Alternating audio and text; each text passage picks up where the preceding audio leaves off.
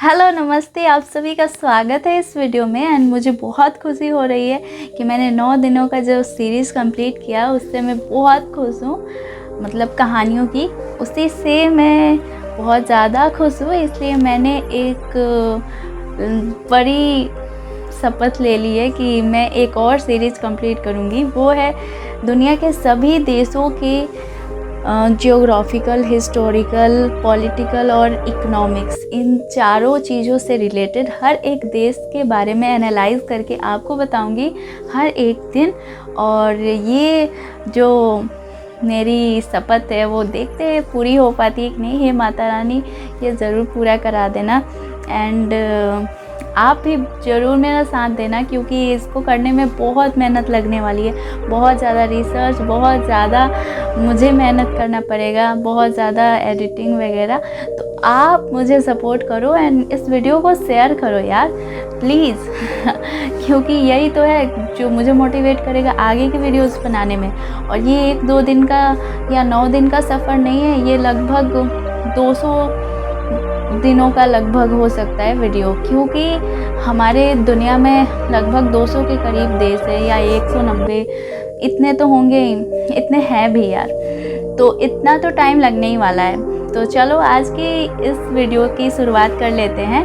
And आज मुझे बताते हुए खुशी हो रही है, मुझे गर्व है जिस देश पे और जिस देश में मैं जन्मी हूँ वह देश है भारत। ऑब्वियसली मैं हिंदी बोल रही हूँ तो भारत की ही हूँ। तो मैं आज आपको भारत से जुड़ी हुई इंटरेस्टिंग जितनी भी मैंने टॉपिक्स बताए, जियोग्राफिकल, हिस्टोरिकल, पॉलिटिकल और इकोनॉमिक्स से रिलेटेड फैक्ट और चीज़ें आपको बताऊंगी शुरू से लेके एंड तक। आपको एक मोटा मोटा अंदाज़ा लग जाएगा कि ये पूरे भारत के हर एक क्षेत्र से जुड़ी कुछ कुछ चीज़ें।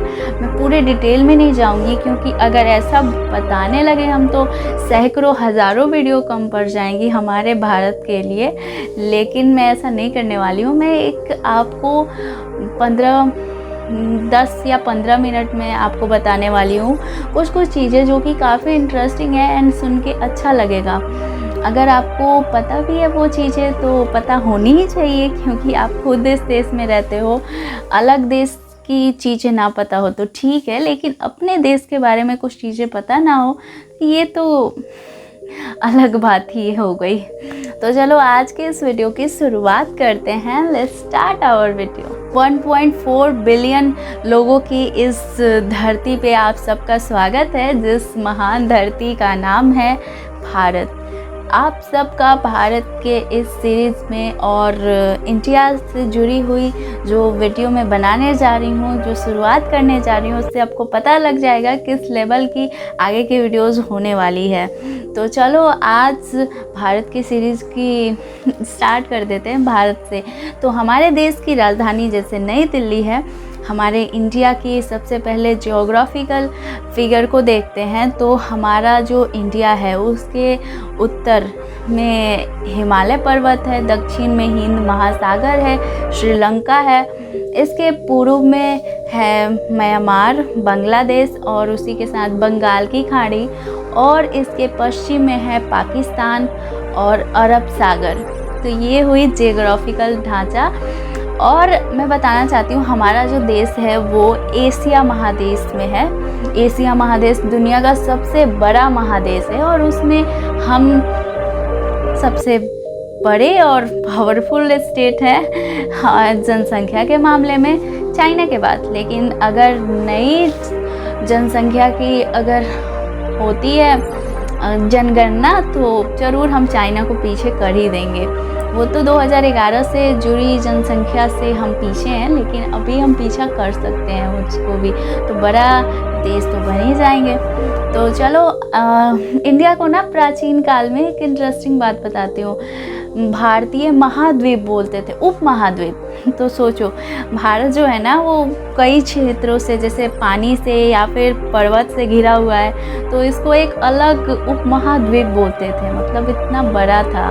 इसलिए भारत के इम्पॉर्टेंट नदियों के बारे में अगर बात करें तो गंगा, सतलज, सिंधु, रावी, ब्यास, झेलम, यमुना, चंबल, ऐसे ऐसे बहुत सारी नदियां हैं जो कि हमारे भारतीय अर्थव्यवस्था को, भारत के संरचना को बनाए हुए हैं। क्योंकि नदियां ना होती तो मतलब जीवन ही नहीं होता। पानी तो जीवन ही होता है ना, मतलब पानी के बिना ना फसल हो सकती है, ना हम जिंदा रह सकते हैं। तो ये नदियां हमारे देश की जान है। अगर हम भारत के पर्वतों के बारे में, माउंटेन्स के बारे में बात करें तो हमारे देश में दुनिया का सबसे बूढ़ा पर्वत भी मौजूद है। वो है अरावली के पर्वत श्रेणियाँ, जो कि एक समय में बहुत ऊंचाई पे थी और अभी देखो फ्लैट होते जा रही है ना। तो अगर बात करें सबसे ऊंची पर्वत चोटी की, तो वो है माउंट एवरेस्ट की, जो कि नेपाल और भारत के बॉर्डर पे स्थित है। एक तरीके से हम बोलते हैं कि हिमालय हमारा रक्षक है, हमारे देश का रक्षक है, प्रहरी है। तो सबसे ऊंची चोटी भी हिमालय से है माउंट एवरेस्ट, हमारे पूरे देश की। कुल मिलाकर अगर कहें तो भारत का जो स्वरूप है, या फिर अगर आप उसके मैप को देखो तो कुछ इस तरीके से है जैसा लगता है कि कोई इंसान खड़ा हो। इसके सर की बात करें तो कश्मीर है, जहाँ पे बहुत ठंडी पड़ती है, बर्फ़ पड़ना तो वहाँ पे आम बात है। वहीं अगर हम पाँव की बात करें, बस हम उसकी उपमा दे रहे हैं, ऐसा मेरा इंटेंशन नहीं है कि मैं किसी स्टेट को कम या ज़्यादा बताऊं। भारत माँ के चरणों की धूल बराबर होना भी बहुत गर्व की बात है। तो अगर हम पाँव की संरचना की बात करें तो दक्षिण भारत के स्टेट्स हैं जहाँ पे बहुत गर्मी पड़ती है, बिल्कुल ही ऑपोजिट है उत्तर के हिसाब से। और अगर एक पूरब के हाथ की बात करें तो वो उसमें बहुत ज़्यादा बारिश होती है, और पश्चिम के एक हाथ की बात करें तो वहाँ पे कम बारिश होती है। राजस्थान साइड में, गुजरात में भी गर्मी पड़ती है। तो जैसे कि चारों तरफ इतना ज़्यादा डिफरेंट है, डिफरेंट मौसम होते हैं, वैसे ही भारत के लोगों में, कल्चर में, जाति, धर्म, संप्रदाय में भी काफ़ी ज़्यादा लोगों में डिफरेंस है। लेकिन यही तो हमारे देश की खास बात है कि इतने सारे डिफरेंस में, इतने सारे अनेकता में भी एकता बनी हुई है हमारे देश में, और इसीलिए तो बोलते हैं अनेकता में एकता। अगर हम भारतीय इतिहास की बात करें तो हमारा इतिहास बहुत प्राचीनतम, मतलब बहुत ज़्यादा एंसेंट और बहुत समृद्ध रहा है। हमारे देश की एक सभ्यता जो कि सबसे प्राचीन सभ्यता है हमारे देश की, हड़प्पा सभ्यता, वो ना दुनिया की जो प्राचीनतम सभ्यता है उससे मतलब लगभग उनमें से एक है। बहुत प्राचीन सभ्यता है, लगभग 5000 वर्ष पुरानी हड़प्पा सभ्यता है। अगर मैं बात करूं हड़प्पा सभ्यता की विशेषता, तो आज के जो नगर है ना उससे भी कहीं ज़्यादा समृद्ध, मिलती जुलती, मतलब उससे भी ज़्यादा समृद्ध थी। और वहाँ की नालियों की व्यवस्था तो सबसे अच्छी थी।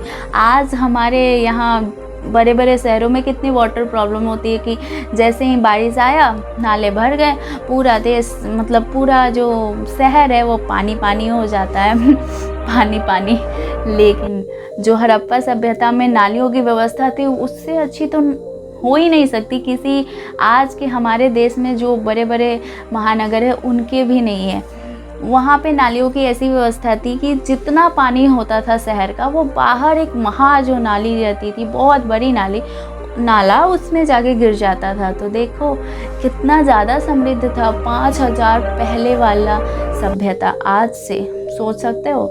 और ये हमें खुदाई के दौरान मिला, मतलब कि एक बार रेलवे स्टेशन बन रहा था अंग्रेज़ों के काल में ही, 19वीं शताब्दी में और 19वीं सदी में। और उसके बाद वहाँ पे खुदाई के दौरान बहुत सारी ईंटें अच्छी अच्छी मिली, और वो ईंटों की वजह से जब वहाँ पे खुदाई कराया गया तो पता चला यहाँ तो एक सभ्यता फल रही है, मतलब दबी पड़ी है आज तक खंडहर में। और इस तरीके से हड़प्पा सभ्यता हमारे सामने आया।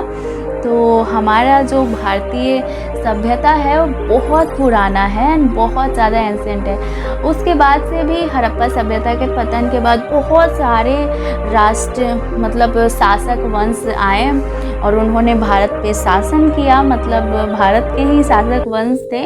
और उन्होंने इस तरीके से शासन किया, इस तरीके से अपने साम्राज्य को फैलाया कि अभी का जो भारत आपको दिखता है, पहले तो राजा महाराजा का टाइम होता था, तो उस टाइम पे तो अलग अलग छोटे छोटे वो लोग अपना देश, अपना राज्य बनाते थे। लेकिन कई कई ऐसे शासक वंश आए जिन्होंने इस अखंड भारत को पूरा जोड़ दिया, जैसे अशोक या फिर मौर्य साम्राज्य के, गुप्त साम्राज्य के, चोल, राष्ट्रकूट, बहुत सारे ऐसे शासक वंश आए जिन्होंने ऐसा करके दिखाया। और हमारा इतिहास बहुत समृद्ध है यार, इसके बारे में तो बहुत लंबी लंबी वीडियोस बन सकती हैं, लेकिन आपको मैं बस छोटा सा बताते जा रही हूँ। इतना समृद्ध होने के चलते हमारी जो हिस्ट्री है इतना ज़्यादा मतलब अच्छी थी, समृद्ध थी, इसी के चलते यहाँ पे कई लुटेरों ने हर दम लूटने की कोशिश की। देखो, जहाँ पे खजाना होता है वहीं पे तो लुटेरे भी आते हैं। तो इससे आपको पता चलता है कि हमारी हिस्ट्री में कितना ज़्यादा हमारा देश सच में सोने की चिड़िया था, तभी तो इतने लुटेरे यहीं पे आते थे और लूट के चले जाते थे। उनके देश में धन की कमी होती थी, वो बैंक समझ के आते थे, लूट के चले जाते थे। कईयों ने तो यहाँ तक कि हमारे बड़े बड़े मंदिरों को लूट के, लोगों का आस्था का जो मंदिर होता है उसको भी लूट लिया। जैसे सोमनाथ मंदिर की ही बात ले लो, जो महमूद गजनवी आता था, हर बार लूट के यहाँ से धन लेके चला जाता था।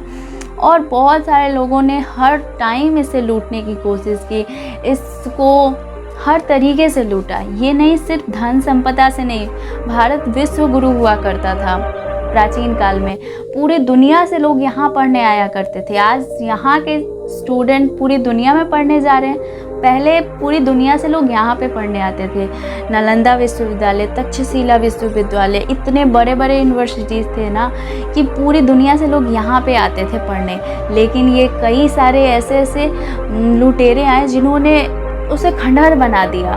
उन्हें पता था कि हम आ रहे हैं, लूट रहे हैं, फिर भी ये भारत अच्छा समृद्ध कैसे है, क्योंकि यहाँ पे जो कल्चर है, मतलब यहाँ की पढ़ाई है, यहाँ का नॉलेज है, वो यहाँ की असली ताकत है। वो सोने की चिड़िया बनाता है भारत को। ये धन संपत्ति ये सब कुछ नहीं है। तो उन्होंने उसे निशाना बनाया, उस लाइब्रेरी को, उस शिक्षा के मंदिर को कई महीनों तक जलता रहा। जब इनको निशाना बनाया गया, इनको उन्होंने लूटा, इसको ध्वस्त किया, तो कई महीनों तक लाइब्रेरी की पुस्तकें जलती रहीं। अब सोचो, आज अगर वो पुस्तकें हमारे पास होती तो कुछ अलग ही होता हमारा हिस्ट्री को देखने का नज़रिए, या फिर क्या क्या छुपा था उन लाइब्रेरीज़ में जो कि महीनों सालों तक जलती रही। उनके मतलब कुछ तो ऐसा अनोखा ज्ञान होगा ना जो कि आज हमें नहीं मालूम है। तो इन्होंने उस तक को नहीं छोड़ा, उसको भी लूट लिया। ये तो मध्यकाल की बात है, मेडिवल टाइम की बात है। लेकिन जब आधुनिक टाइम अगर बात करते हैं, आधुनिक इतिहास, मॉडर्न हिस्ट्री की बात करते हैं, उसमें जब अंग्रेज़ आए तो उनको भी पता था यहाँ की ताकत, यहाँ की संस्कृति है, यहाँ की शिक्षा है। शिक्षा व्यवस्था इतनी अच्छी थी, गुरुकुल व्यवस्था हुआ करती थी जिसमें गुरु को सर्वोपरि माना जाता था। उन्होंने क्या किया, गुरुकुल व्यवस्था को हटाया और अपनी अंग्रेजी शिक्षा को ला दिया, जिसकी वजह से आज उन लोगों ने हमारे मस्तिष्क पे राज करना शुरू कर दिया। बहुत सालों तक अंग्रेज़ रहे लेकिन वो हम पे राज उतना नहीं कर पाए। तो उन्होंने सोचा आखिर ऐसा क्या करें कि बहुत सालों तक राज करें। उन्होंने सोचा कि अगर नई जनरेशन को, बच्चों को बचपन से ही अगर हम गुलाम बना देंगे अपनी शिक्षा की वजह से, तो वो तो गुलाम ही हमारे बन के तैयार हो जाएंगे फैक्ट्री की तरह। और इस तरीके से उन्होंने यहाँ की शिक्षा व्यवस्था को ध्वस्त किया और अपनी इंग्लिश एजुकेशन को लाया और इस तरीके से हमें गुलाम बनाया। और आप देख सकते हैं कि 200-250 सालों तक हम उनके गुलाम बने रहे। लेकिन हमारे भारत माँ की इस धरती से वीर सपूतों की कमी नहीं थी, और ऐसे ऐसे महान सपूत भारत माँ के इस धरती पे पैदा हुए जिन्होंने अपने जान को दे के, अपने को फांसी पे चढ़ते हुए, हंसते हुए फांसी पे चढ़कर और बहुत सारा त्याग करके, बहुत सारा जीवन में सारे सुख सुविधाओं को भूल के अपना पूरा जीवन माँ भारती की सेवा में लगाया, इसकी आज़ादी में लगाया और अंततः इस देश को आज़ाद कराया। हमारे भारत में लोग लाल किला, ताजमहल, कुतुब मीनार, ऐसे ऐसे इंडियन हेरिटेज को जानते हैं, मतलब इमारतों को जानते हैं। लेकिन हमारे देश में ऐसी ऐसी प्राचीन काल से बनी इमारतें मौजूद है जो कि एक पर्वत को काट के बना है। इतनी महीन कलाकारी, मतलब जो कि ताजमहल उसके एक नाखून के बराबर भी नहीं है। इतनी इतनी अच्छी अच्छी कलाकृतियाँ हैं, लेकिन उनको कभी उठने नहीं दिया गया है। कई सारे मंदिर हैं जिनको आप अजूबा नंबर 1 कर सकते हो, वैसी वैसी कलाकृतियाँ मतलब यहाँ पे हैं, लेकिन कोई उनको ऊपर नहीं करता, पता नहीं क्यों। आप खुद उनको देखो और उनको भी ताजमहल, कुतुब मीनार, इन सब को देखने के बराबर दर्जा देना चाहिए हमें, क्योंकि वो हमारे प्राचीन काल की धरोहर है, मतलब बहुत दिनों से वो बनी हुई है और वो हमारी संस्कृति है। ये तो मुगलों ने बनवाया, ये भी है हमारे देश की संपत्ति, इनको भी आदर करना चाहिए, लेकिन इनको इतना ज़्यादा मान देना और उनको कुछ नहीं करना, ये भी तो नाइंसाफ़ी है ना। तो उन सारी कलाकृतियों को भी हमें समान तरीके से सम्मान देना चाहिए, वो भी हमारे इतिहास की धरोहर है, तो उनको भी हमें देखना चाहिए और उनसे भी सीखना चाहिए। अगर हम भारत के पॉलिटिकल एक फेज को देखें तो जब हमारा देश आज़ाद हुआ 1947 में और फिर 1950 में हमारे देश में संविधान लागू हुआ, उसके बाद से लोकतंत्र की सरकार बनी, मतलब लोकतंत्र व्यवस्था हमारे देश में कायम हुई। उसके बाद से लोकतंत्रात्मक सरकार चली आ रही है। बहुत सालों तक कांग्रेस का सत्ता था और फिर बीजेपी का था, और अभी हाल में बीजेपी के ही नरेंद्र मोदी जी हमारे देश के प्रधानमंत्री हैं। इसके साथ ही उनकी जो सरकार है, मतलब बीजेपी की सरकार है, वो लगभग भारत के आधे से भी बहुत ज़्यादा राज्यों में है और बहुत सारी पार्टी जब ऐसा लगता है कि लुप्त होने के कगार पे, जैसे कि बहुत सारे जो प्रजाति है जानवरों की, वैसे ही हमारे देश में बनती जा रही है, लेकिन ऐसा नहीं होना चाहिए।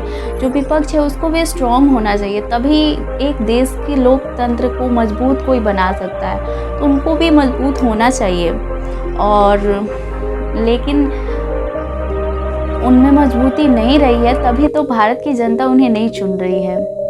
तो इस तरीके से हमारा पॉलिटिकल एक फेज़ रहा है 1950 से या फिर 47 से कह लो, और अब तक अभी तो बीजेपी की सरकार है, तो ये पॉलिटिकल मैंने फेज़ बता दिया। बारी है इकोनॉमिक्स को देखने की, कि हमारे देश की ग्रोथ रेट को देखने की कि कैसा है हमारा ग्रोथ रेट पूरे विश्व के मन पे, और जीडीपी के बारे में जान। अगर हम IMF की रिपोर्ट के अनुसार देखें तो हमारे देश की जो अर्थव्यवस्था है वो चौथी सबसे बड़ी व्यवस्था है।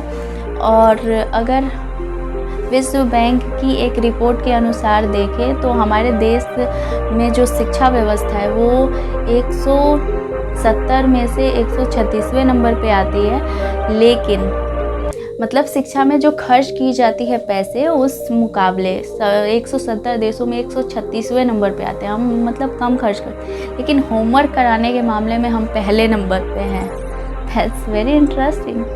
अगर हम भारत की जीडीपी की बात करें, ग्रोथ रेट की, तो वो अभी के टाइम पे चल रहा है 8.7% के दर से ग्रोथ रेट है हमारे इंडिया के जीडीपी का। लेकिन अभी जो कोरोना काल आया था उसमें बहुत ज़्यादा लॉस में गया था, फिर लेकिन सही ट्रैक पे आ रहा है। और हम विकासशील देश हैं, मतलब कि हम डेवलपिंग कंट्रीज़ हैं, और बहुत सारी चीज़ें हमारे देश में आ रही हैं, जैसे कि 5G नेटवर्क हो गया, जो कि हाल ही में अभी हमारे देश में आया। हमारे देश से कई सारे ऐसे सैटेलाइट्स हैं जो कि अंतरिक्ष में हैं। हमारे देश में वो अभी बहुत बड़ा एक एयरक्राफ्ट कैरियर बन के तैयार हुआ। बहुत सारे डेवलपमेंट हो रहे हैं जो कि हमारे देश को डेवलपिंग कंट्री से एक दिन डेवलपमेंट, मतलब विकसित देश भी बन जाएंगे। आई होप कि ऐसा बहुत जल्द हो जाए और हमारा देश ऐसे ही प्रगति करता रहे, हम तो यही चाहेंगे। और अगर आपको ये वीडियो अच्छी लगी हो तो मुझे कमेंट करके बताना, एंड इस वीडियो को शेयर करो। मैंने बहुत ज़्यादा मेहनत की है इसके पीछे, एंड आगे की वीडियोस के लिए बस आपका साथ चाहिए। एंड इस चैनल को सब्सक्राइब कर लो, क्योंकि आगे बहुत सारी वीडियोस आनी बाकी है, और इस सीरीज़ को आपके साथ मैं कंप्लीट करना चाहती हूँ कि आप भी देखो और मैं बनाती जाऊँ। तो चलो मिलते हैं नेक्स्ट वीडियो में, नेक्स्ट एक अलग देश के साथ, अलग देश की एनालिसिस, केस स्टडी मान लो या फिर जो मानो, वीडियो के साथ। तब तक के लिए नमस्ते एंड जय हिंद, वंदे मातरम।